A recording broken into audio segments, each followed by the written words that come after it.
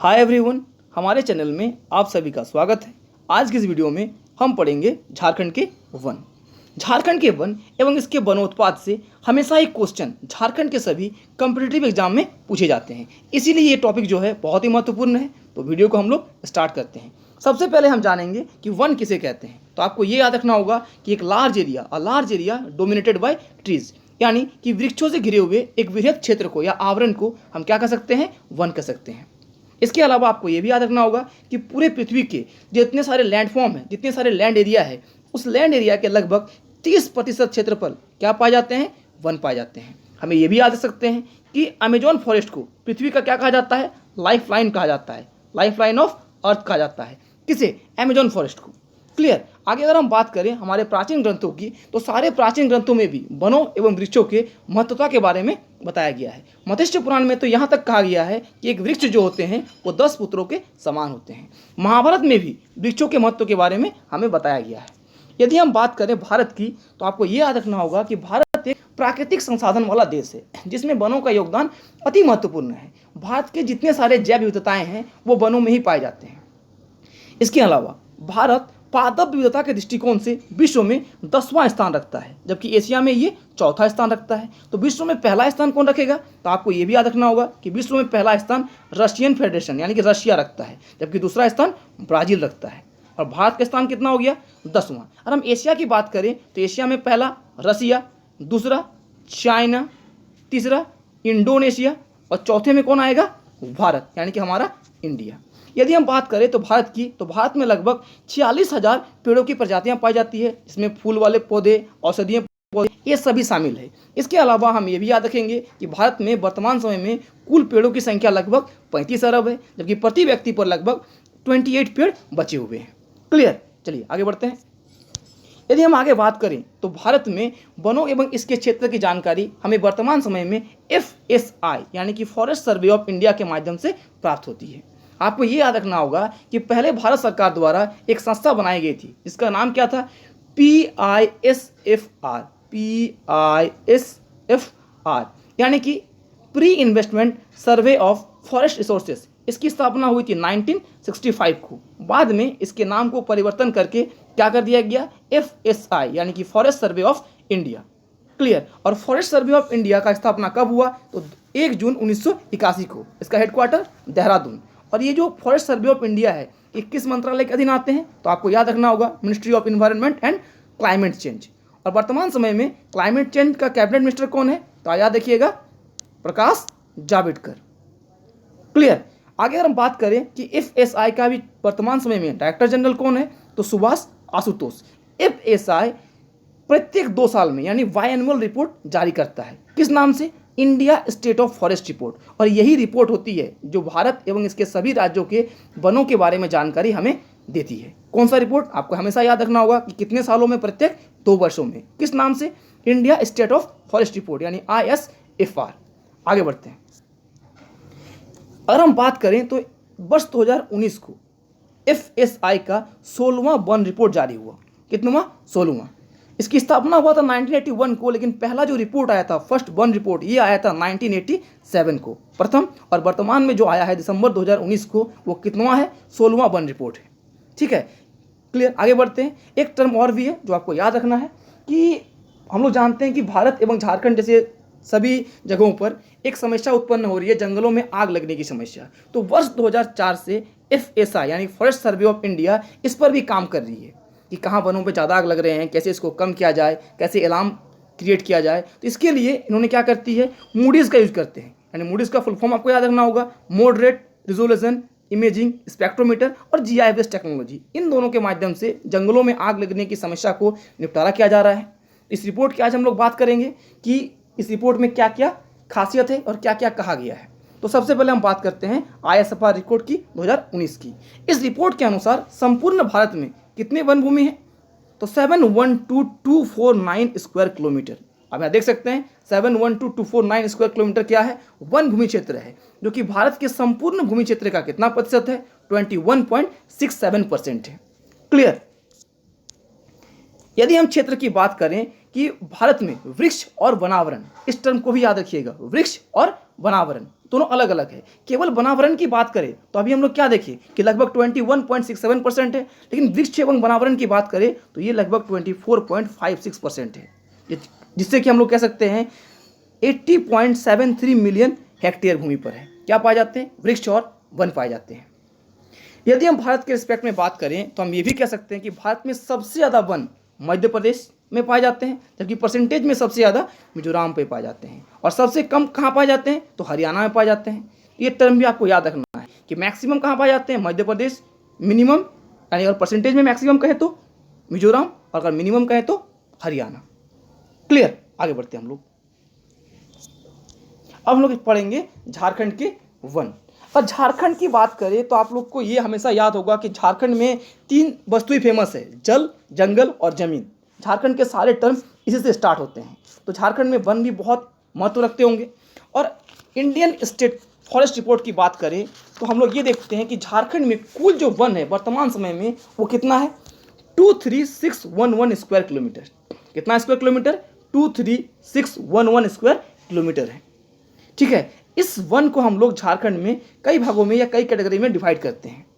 इस कुल क्षेत्र के वनों में से अगर हम घना वन क्षेत्र की बात करें तो वो है 2603 स्क्वायर किलोमीटर, मध्यम घना की बात करें तो 9687 स्क्वायर किलोमीटर, और खुली जंगल की बात करें तो 11321 स्क्वायर किलोमीटर। क्लियर। इसको अगर दूसरे तरह से हम कैटेगराइज करें तो हम 3 भागों में और भी डिवाइड करते हैं, सुरक्षित वन, आरक्षित वन और अवर्गीकृत वन। यदि हम सुरक्षित वन की बात करें, इसकी बात करें हम लोग सुरक्षित वन, तो सुरक्षित वन वैसे वन को कहते हैं जहां पर आप पेड़ों की कटाई सरकार के आदेश अनुसार कर सकते हैं। लेकिन आरक्षित वन यानी कि प्रोटेक्टेड एरियाज, ये जितने सारे झारखंड के वाइल्ड लाइफ सेंचुरी या नेशनल पार्क है ये कहाँ पर हैं, इसी आरक्षित वन क्षेत्र में आते हैं, जहाँ पर किसी प्रकार की वनों की कटाई या गतिविधियाँ क्या होती है, बैंड होती है। इसे हम लोग क्या कहते हैं, आरक्षित वन यानी प्रोटेक्टेड फॉरेस्ट। तो झारखंड में प्रोटेक्टेड फॉरेस्ट कितना है, 19185 स्क्वायर किलोमीटर, और अवर्गीकृत यानी अनक्लासिफाइड कितने हैं, 33 स्क्वायर किलोमीटर। यह भी आपको याद रखना है कि सुरक्षित वन सबसे ज़्यादा झारखंड में किस क्षेत्र में पाए जाते हैं, तो सुरक्षित वन सबसे ज़्यादा हजारीबाग क्षेत्र में पाए जाते हैं। क्योंकि अगर ये क्वेश्चन आता है कि आरक्षित वन सबसे ज़्यादा कहाँ पाए जाएंगे, तो आपको याद रखना होगा पुरहाट और कोल्हान क्षेत्र। पुरहाट और कौन सा क्षेत्र, कोल्हान क्षेत्र। जबकि अवर्गीकृत वन की बात करें तो अवर्गीकृत वन जनरली संथाल परगना वाले क्षेत्र में पाए जाते हैं। यदि हम वन प्रतिशत की बात करें तो हमें यह पता चलता है कि वर्तमान समय में झारखंड में लगभग 29.62% वनों का कुल प्रतिशत है, जिसमें डेंस कितना है 3.25, मीडियम डेंस मध्यम घना 12.44 और खुली जंगल कितना है 13.13%। ठीक उसी प्रकार से सुरक्षित वनों का प्रतिशत 81.28, आरक्षित वनों का प्रतिशत 18.58 और अवर्गीकृत यानी अनक्लासिफाइड वनों का प्रतिशत 0.14% है।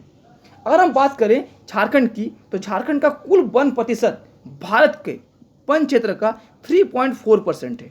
ये भी आपको याद रखना है कि झारखंड का कुल वन प्रतिशत भारत के वन क्षेत्र का कितना प्रतिशत है, तो 3.4% है। आगे बढ़ते हैं हम लोग। जलवायु दृष्टिकोण से बात करें तो झारखंड में मुख्यतः 2 प्रकार के वन पाए जाते हैं। एक होते हैं उष्णकटिबंधीय आर्द्र पतझड़ वन और एक होते हैं उष्णकटिबंधीय शुष्क पतझड़ वन। ध्यान देना है, दोनों ही जगह पर पतझड़ वन है, अंतर केवल क्या है, आर्द्र पतझड़ वन और शुष्क पतझड़ वन। यदि हम ड्राई डेसिडियस फॉरेस्ट यानी कि शुष्क पतझड़ वन की बात करें तो ये लगभग 93.25% में मिलते हैं, जबकि अगर हम लोग आर्द्र पतझड़ वन की बात करें तो ये लगभग 2.66% एरिया में ही पाए जाते हैं। तो जानते हैं किसे कहते हैं उष्णकटिबंधीय आर्द्र पतझड़ वन। आर्द्र पतझड़ वन कहते हैं उन क्षेत्रों में कहते हैं जहां वार्षिक वर्षा 120 सेंटीमीटर से भी अधिक होती है। और इस वनों में मुख्यतः क्या किस प्रकार के पेड़ मिलेंगे, जैसे कि साल मिलेंगे, सागवान मिलेंगे, शीशम मिलेंगे, महुआ मिलेंगे, ये सब पेड़ पाए जाएंगे। और झारखंड में उष्णकटिबंधीय आर्द्र पतझड़ वन मुख्यतः रांची, लोहरदगा, लातेहार, सिंहभूम, संथाल परगना के मुख्यतः साहेबगंज और पाकुड़ में पाए जाते हैं। क्लियर है। और राज्य का भी हम बता चुके हैं कि लगभग 2.66% वन क्षेत्र क्या होते हैं, उष्णकटिबंधीय आर्द्र पतझड़ वन के क्षेत्र में ही आते हैं। यदि हम बात करें उष्णकटिबंधीय शुष्क पतझड़ वन की तो इसको किसको कहते हैं, तो आप ये याद रखिएगा कि उष्णकटिबंधीय शुष्क पतझड़ वन उस क्षेत्र में पाए जाते हैं जहां औसत वार्षिक वर्षा 120 सेंटीमीटर से भी कम होती है। और इन वनों में मुख्य वृक्ष क्या पाए जाएंगे, आपको पलाश मिलेंगे, बांस मिलेंगे, नीम मिलेंगे, खैर मिलेंगे, इस तरह के वृक्ष पाए जाएंगे। और ये वन क्षेत्र मुख्यतः गढ़वा, पलामू, गिरिडीह, हजारीबाग, देवघर, दुमका इन सभी जगहों पर पाए जाते हैं। हम ये जानते हैं कि झारखंड का लगभग वन क्षेत्र जो है इन्हीं में आते हैं, उष्णकटिबंधीय शुष्क पतझड़ वन में आते हैं। कितने क्षेत्र? 93.25% इसी के अंदर आते हैं। आगे बढ़ते हैं हम लोग। चलिए अब एक सिंपल सा रिपोर्ट जो हम लोग जानते हैं कि 2019 में प्रकाशित हुआ, ISFR Indian state of forest report. इनके अनुसार झारखंड में सबसे अधिक वन कहाँ पाए जाते हैं? तो हम बात करेंगे परसेंटेज में, तो लातेहार। परसेंटेज में कहाँ पाए जाएंगे? लातेहार। यदि हम क्षेत्रफल की बात करें तो याद रखना है पश्चिमी सिंहभूम, वेस्ट सिंहभूम। क्षेत्रफल में सबसे ज़्यादा कहाँ पाए जाते हैं? वेस्ट सिंहभूम में। और परसेंटेज में सबसे ज़्यादा कहाँ पर पाए जाते हैं? लातेहार में पाए जाते हैं। जबकि सबसे कम अगर बात करें तो सबसे कम 1% कहाँ पाए जाते हैं? जामताड़ा में पाए जाते हैं। कहाँ पाए जाएंगे आपको? जामताड़ा। और जामताड़ा में कितना प्रतिशत? 5.56%। क्लियर। इस रिपोर्ट में ये भी बताया गया है कि 2017 के तुलना में इस वर्ष झारखंड में लगभग 58.41 स्क्वायर किलोमीटर वन क्षेत्र में वृद्धि हुई है। यानी प्रतिशत में बात करें तो 0.06%।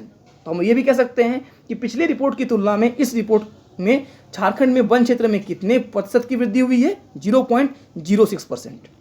ओके, चलिए एक नोट है, इसको आपको याद रखना है कि इस रिपोर्ट के अनुसार हम लोग ये डेटा कंक्लूड कर सकते हैं कि झारखंड के लगभग 10 जिलों में 30% से भी अधिक वन पाए जाते हैं, जबकि 8 जिलों में 33% से भी अधिक वन पाए जाते हैं। हाँ, ये टर्म हम क्यों लिखे 33%? क्योंकि आपको याद होगा नेशनल फॉरेस्ट पॉलिसी जो कि 1988 को आया था। कब आया था? 1988 को। और इसमें ये टारगेट रखा गया था कि पूरे भारत का जो फॉरेस्ट कवर है उसको 33% रखा जाएगा।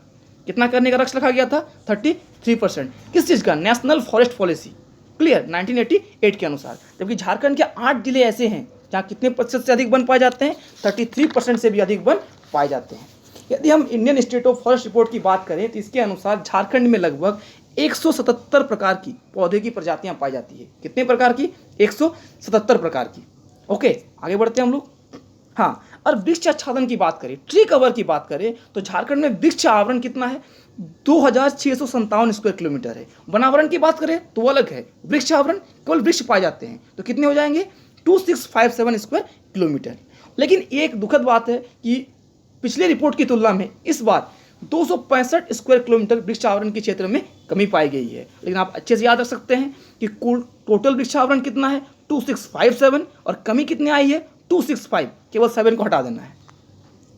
आगे बढ़ते हैं हम लोग।